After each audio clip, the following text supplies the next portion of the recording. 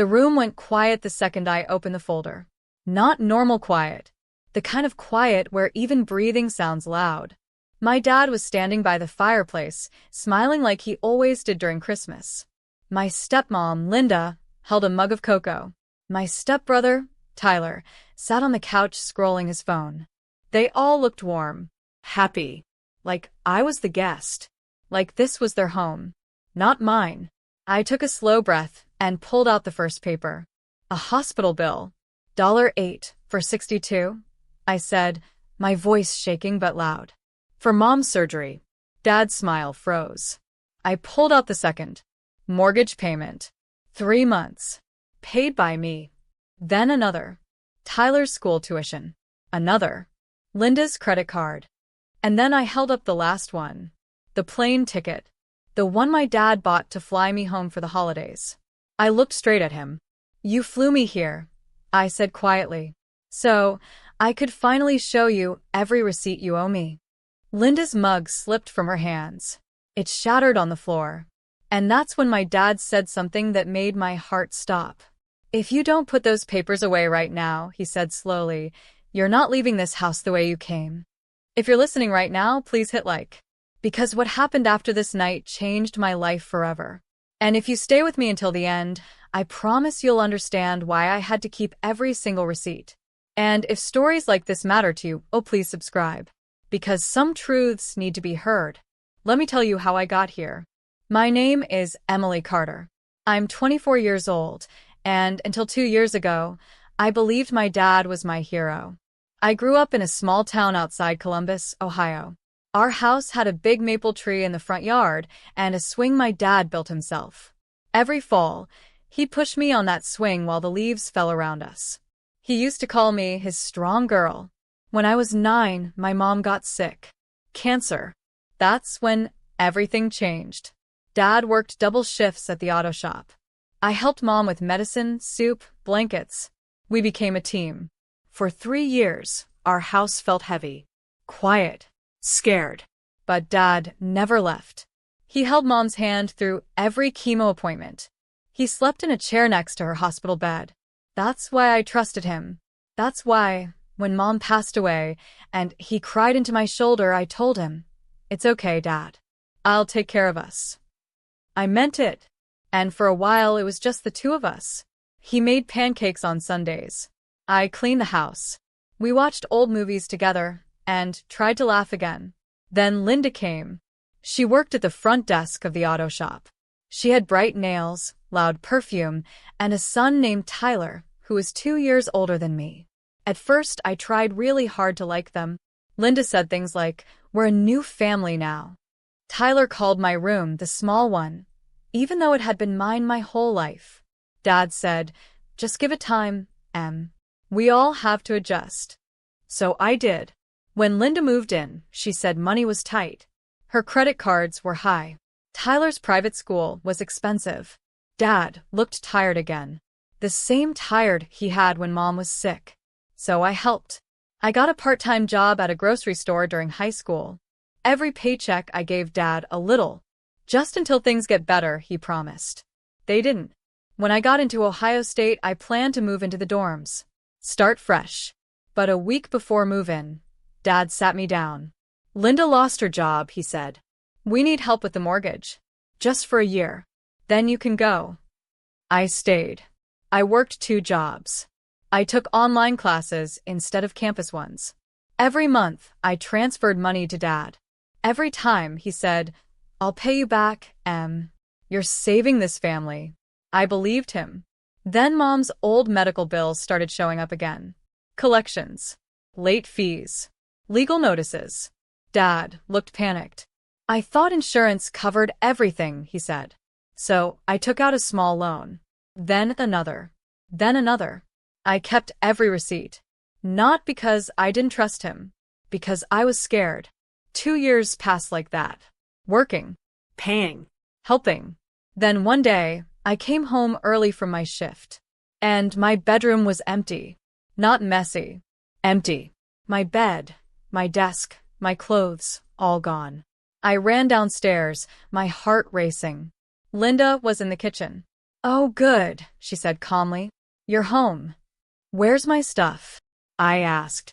She smiled. We turn your room into Tyler's study. He needs space for college applications. I stared at her.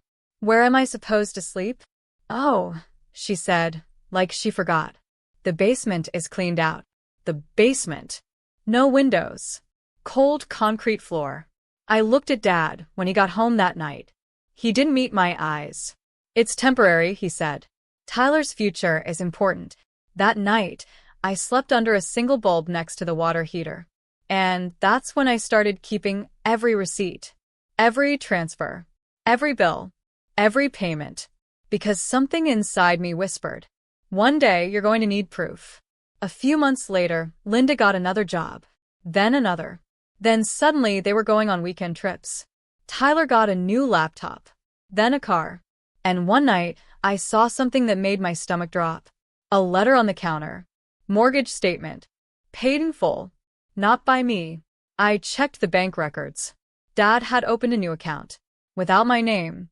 That's when I realized something that hurt more than anything. They didn't need my help anymore. They just never told me. So, I made a decision.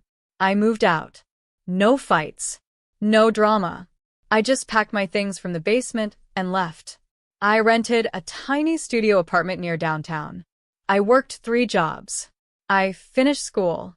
And slowly, for the first time in years, my money stayed with me. Dad didn't call much. Linda never did. Tyler only texted once. Can you send $500? Books are expensive. I didn't reply. Then, 2 weeks before Christmas this year, Dad called. His voice sounded warm again. I miss you, he said. Come home for the holidays. I'll buy your flight. I hesitated. Then he said the words that broke me. Families should be together. So, I said yes. He sent the ticket. Round trip. First time he'd spent money on me in years. The night before my flight, I sat on my apartment floor. And I opened a box. Inside were folders. Every receipt. Every payment. Every loan. Every dollar I gave them. I didn't know why. But I packed them in my carry-on. Just in case. When I landed in Columbus, Dad hugged me at the airport. Linda smiled. Tyler barely looked up. The house looked nicer. New furniture. Fresh paint. A new TV. And that night at dinner, Linda raised a glass. To family, she said. Then she added something that made my hands go cold. We're so glad you're back, Emily. Because starting next month, she smiled sweetly. We're going to need your help with the house again. Dad nodded. Like it was already decided. Like I was still the basement girl. Like my life didn't matter. And that's when I stood up, walked to my suitcase, and pulled out the folder. Because they thought I came home to help. But what they didn't know was that I came home to collect. And when I opened the first receipt, my dad grabbed my wrist hard and said, if you try to embarrass this family, I'm calling the police and telling them you've been stealing from us. For a second, I thought I heard him wrong. Stealing? My dad's hand was tight around my wrist. Not the gentle hand that used to push me on the swing. Not the hand that held mine in hospital rooms. This hand hurt. Linda stood behind him, her face pale, but her eyes sharp. Tyler slowly put his phone down, like something interesting was finally happening. What? I whispered. Dad leaned closer. His voice was low and cold. You heard me, Emily. You've been moving money around for years. If you start making accusations tonight, I'll call the police and tell them you took it. My heart started pounding so hard I could hear it in my ears. That's not true, I said. Every payment I made was to you. I have proof. Linda crossed her arms. Proof, she said sweetly. Honey, those were gifts. You chose to help. No one forced you. I stared at her. Dad promised to pay me back. Dad finally let go of my wrist. I never signed anything, he said. There's no contract. No agreement. You gave money to your family. That's what families do. Tyler smirked. Yeah, Emily. You're not a bank. Something inside my chest cracked. I looked down at the folder in my hands. All those nights working late. All those loans. All the times I skipped meals to send them money. And now they were acting like it never mattered. Like I imagined it. I took a slow breath. I'm not here to fight, I said. I just want to talk about what's fair. Linda laughed. Oh, sweetheart. Fair. She looked around the house. You lived here for free. Ate our food. Used our electricity. Maybe you owe us. The room started spinning. Free? The basement. The cold floor. The years of payments. I opened the folder and pulled out a printed bank statement. This is a transfer for $2,000, I said. For the mortgage. 3 years ago. Dad didn't even look. That was your choice. Another paper. This is Tyler's tuition. Tyler shrugged. Thanks, I guess. Another. Linda's credit card debt. Linda's smile disappeared. You went through our finances? She snapped. You gave me the bills, I said quietly. Dad's face turned red. I told you to stop digging up the past. I'm not digging, I said. I'm drowning in it. For a moment, no one spoke. The house felt smaller, colder. Then Dad walked to the kitchen counter and picked up his phone. Emily, he said calmly, put the papers away. Right now. I didn't move. I'm serious, he said. If you keep this up, I'm calling the police. I swallowed. You're really going to tell them I stole from you? He looked me straight in the eyes. Yes. Linda nodded slowly. We'll show them you had access to our accounts. You handled the payments. You moved money. It won't look good for you. My stomach dropped. Because she was right about one thing. For years, I had helped manage their bills. I had logged into their accounts. I had made transfers. I had records. But if they twisted the story, it could look different. Tyler leaned back on the couch. Honestly, he said, this is getting embarrassing. You flew all the way here just to beg for money. That word hit me like a slap. Beg. I closed the folder slowly. Fine, I said quietly. Dad relaxed a little. Good. That's the smart choice. I picked up my suitcase. I'll go back to my apartment tomorrow, I said. Linda smiled again. That's probably best. And Emily? I looked at her. Don't bring this up again. Families don't keep score. I nodded. But inside, something was changing. That night, I slept in the basement again. Same concrete floor. Same low ceiling. Same humming water heater. I didn't cry. I didn't sleep much either. Instead, I opened my laptop. And I started organizing everything. Every bank transfer. Every loan document. Every message where Dad said, I'll pay you back. Every email. Every receipt. By morning, I had a digital folder bigger than the one in my suitcase. When I came upstairs, the house smelled like pancakes. For a moment, it felt like the old days. Dad was at the stove. Morning, he said, like nothing had happened. Linda was setting the table. Tyler was already eating. I sat down quietly. Dad slid a plate toward me. Listen, he said. Last night got heated. Let's move forward. I nodded. Linda poured me coffee. We're family, she said warmly. No more drama. For a second, I almost believed them. Then Dad added, casually.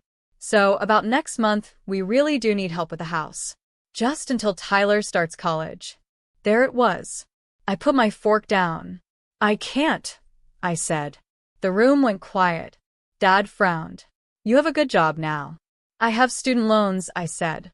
And my own rent. Linda's smile faded. We sacrificed for you too, Emily. I looked at her.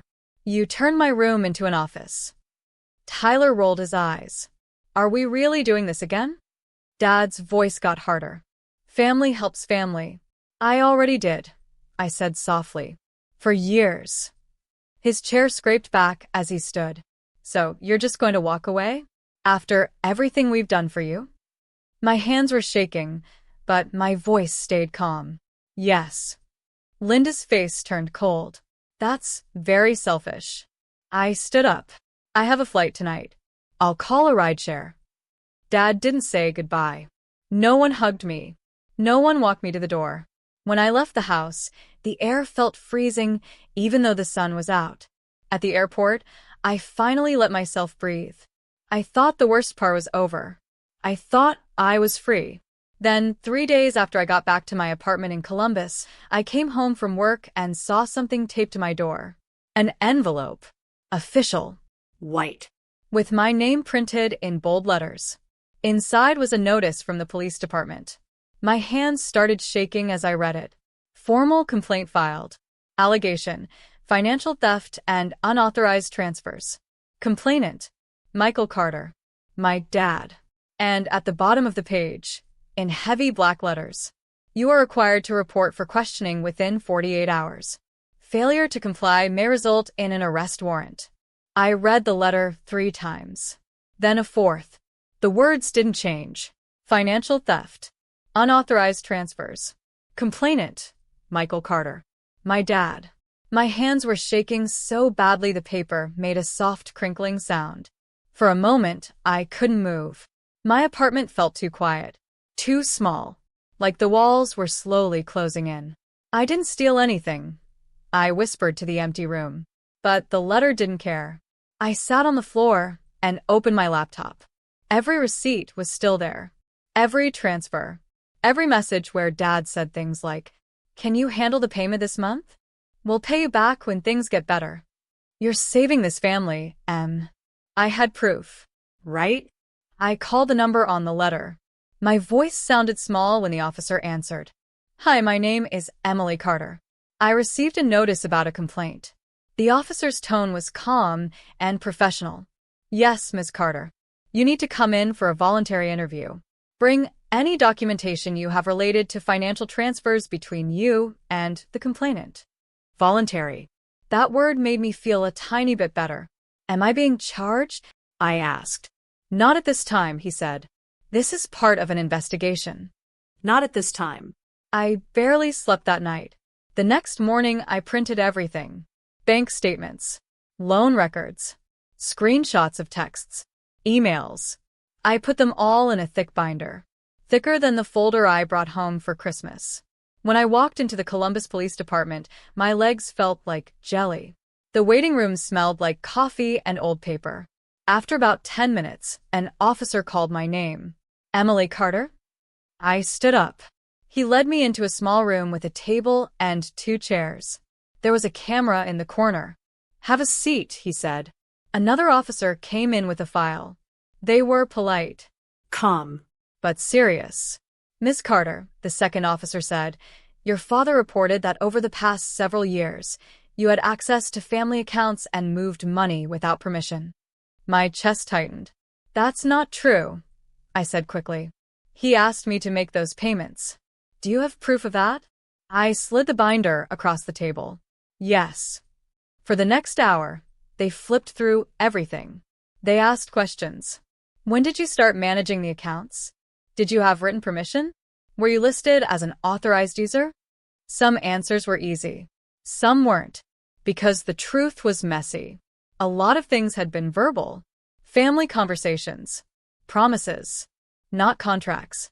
At one point, the officer looked up. "Your father claims some transfers went to accounts in your name." "They were loan accounts," I said. "I took out loans to pay their bills."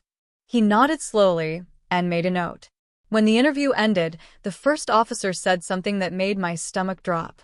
"We're going to need time to review everything. Until then, please don't contact the complainant."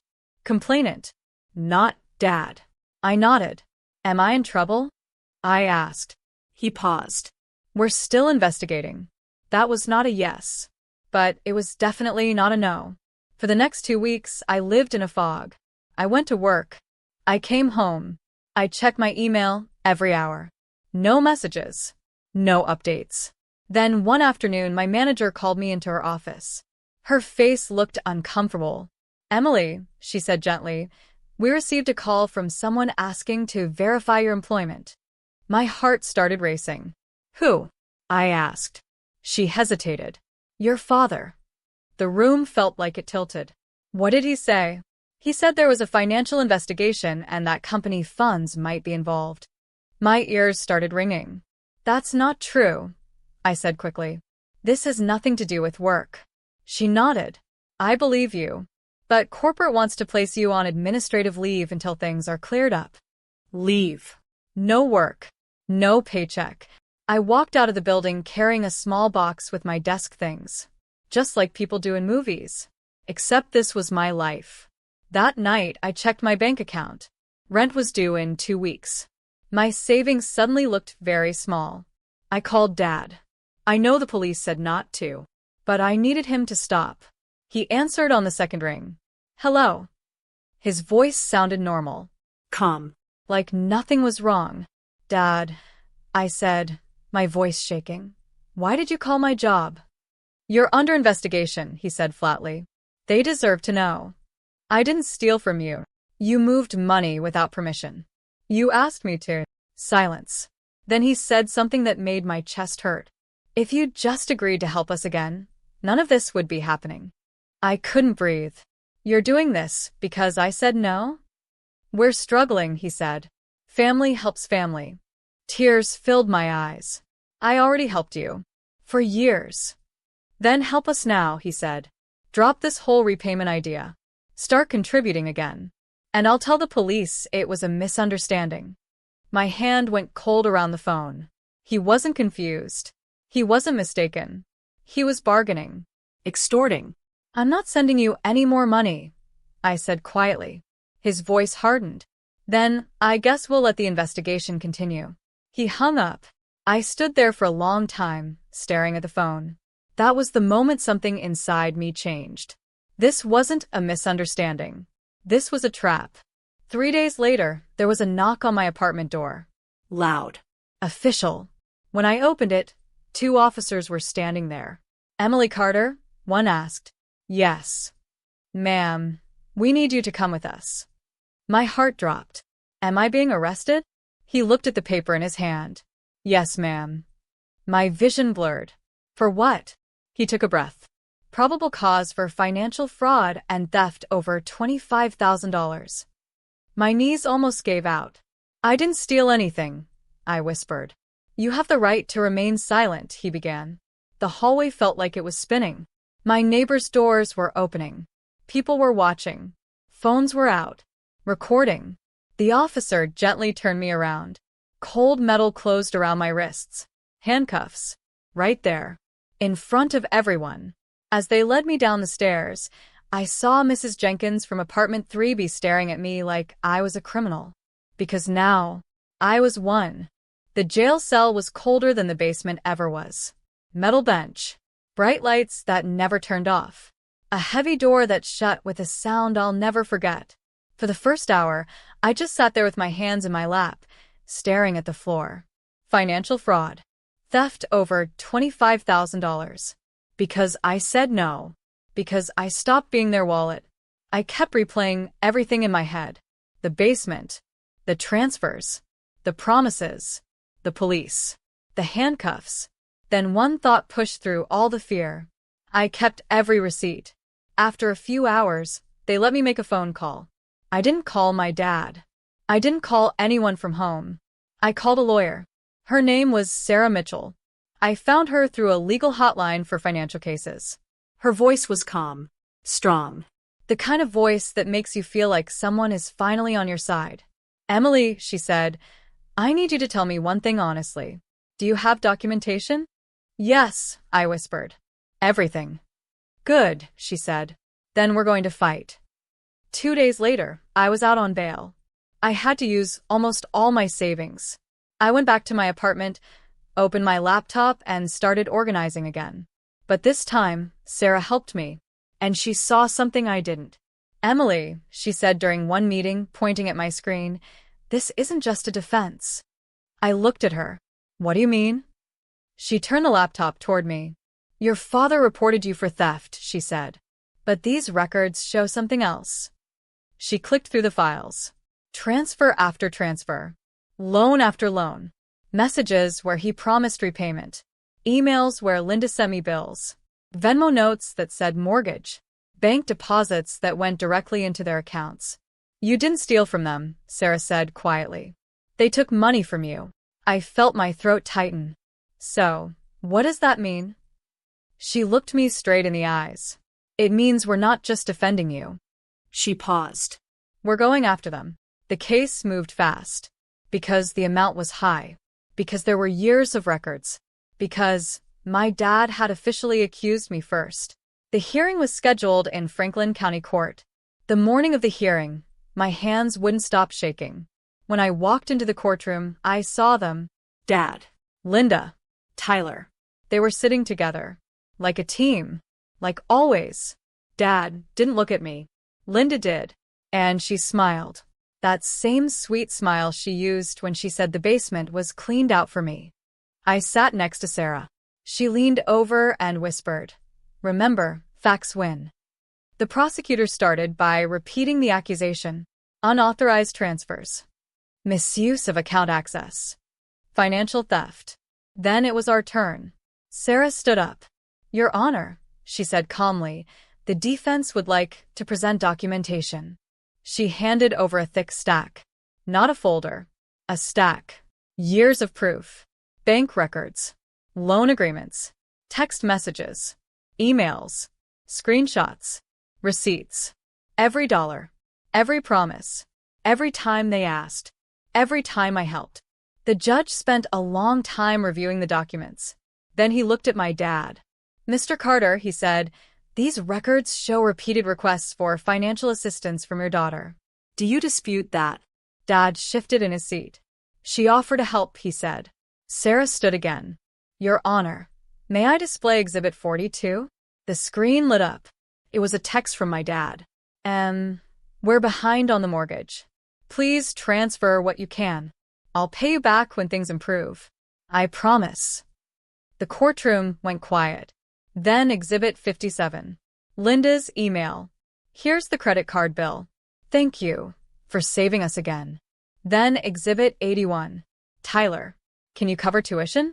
Dad said you'd handle it." The judge's expression changed. Then Sarah did something I'll never forget. She walked to the evidence table and placed down a large binder. The same one. The one I brought home for Christmas. "Your Honor," she said, "this binder contains every financial contribution Miss Carter made over a 4-year period." She opened it. Page after page. Numbers. Dates. Totals. Then she said the words that made my dad finally look at me. "The total amount provided by Ms. Carter to the complainant household is $46,318.72.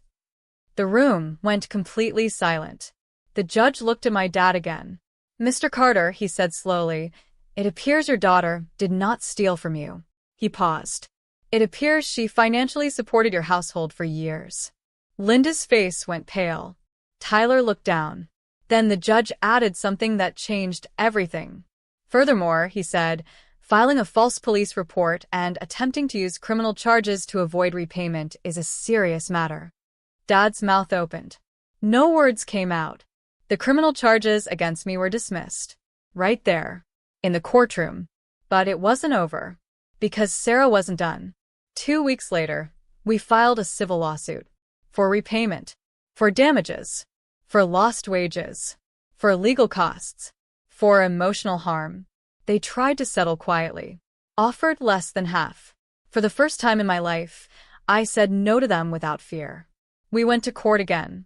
And this time, there were no accusations. Only receipts. Every dollar. Every promise. Every lie. The judge ordered them to repay the full amount. Plus interest. Plus my legal fees. Total judgment. $62,000. They had to refinance the house to pay it. The same house where I slept in the basement. The same house where they said I owed them. 3 months later, the money hit my account. I didn't celebrate. I didn't call them. I didn't go back. Instead, I did something else. I paid off every loan I took to help them. Every single one. Then I moved. New city. New job. New life. No basement. No guilt. No people who only loved me when I paid. The last time I ever heard from my dad was a short text. "I hope you're happy." I didn't reply. Because happiness isn't revenge. Freedom is. And the real revenge was this. The girl they treated like a backup wallet. The girl they put in a basement. The girl they tried to send to jail. Was the same girl who walked into court, opened a binder, and showed every receipt they owed her. If this story stayed with you, if you've ever been the one who gave too much, trusted too much, or stayed too quiet, Please subscribe. because there are more stories like this. And sometimes, the strongest revenge isn't anger. It's proof.